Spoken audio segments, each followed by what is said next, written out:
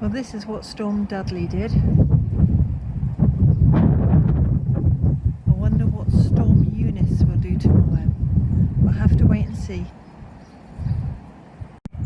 So look at this devastation of fence. I need to work out what I can pull out and how much wire fence I have. Is it enough?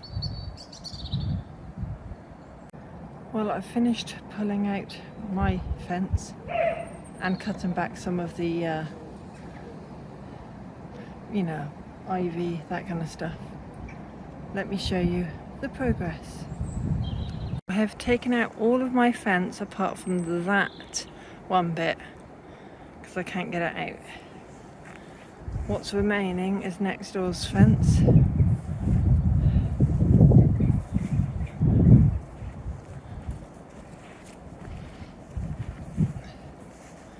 So all the way up to the hedge there, and I have this.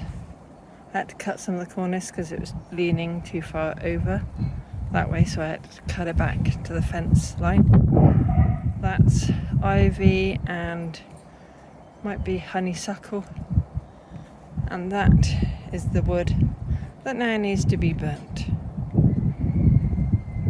So I've got a long way to go before I can put that roll of fence wire up, but I'm one step closer. How's your fencing? So yesterday we finished doing the fencing. Let me show you how it went. Well, I didn't film it because it took hours and several people, but let me show you the results. So although I've got to tidy up the very end here, all along here,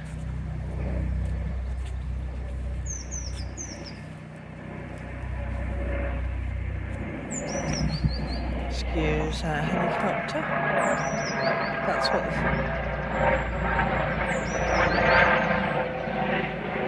anyway, back to this, all the way along here, up to about my shoulder height, I think. We have the fencing. Now down low, I've put in wire mesh, different old bits basically, so that my little dog can't get through the gaps.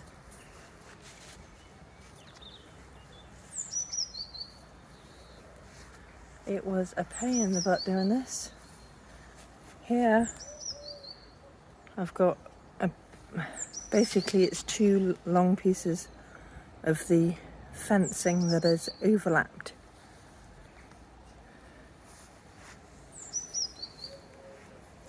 And you've still got the mesh there. And you've still got the mesh there.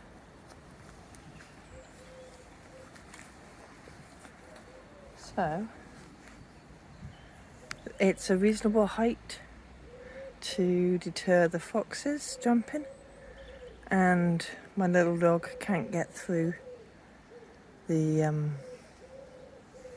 lower part because she's a little Houdini. But the mesh, even at its shortest, is still high enough to stop my dog getting through, because above is overlapped enough with small enough squares so that she can't get through.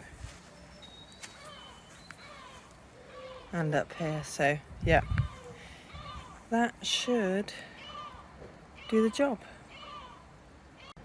So the plan is that the bushes that I've already planted, yes, they've taken a bit of a battering with putting all that in, but my side and my neighbour's side, we will grow plants up that will keep the fence in place, but the plants will get the light they need and it all look nice and green and lovely eventually. So yeah, it took over a week to get complete, but it's done now. one plus point of the storms is burning the old Wharton fence. And despite it's raining slightly, it is still burning. And I've only got a certain amount on this. It's not too big. That way I can keep control of it. How have you dealt with what was damaged in the storms?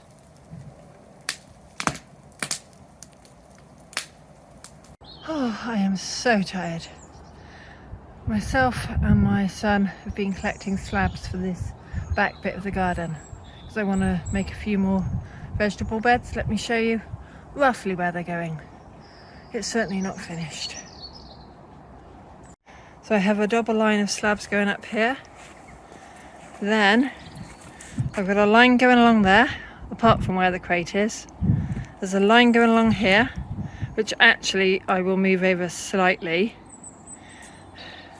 A line going along here, which will probably move over to be in line with those.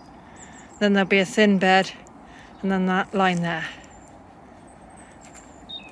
So I think that's going to make the most productive use of the space.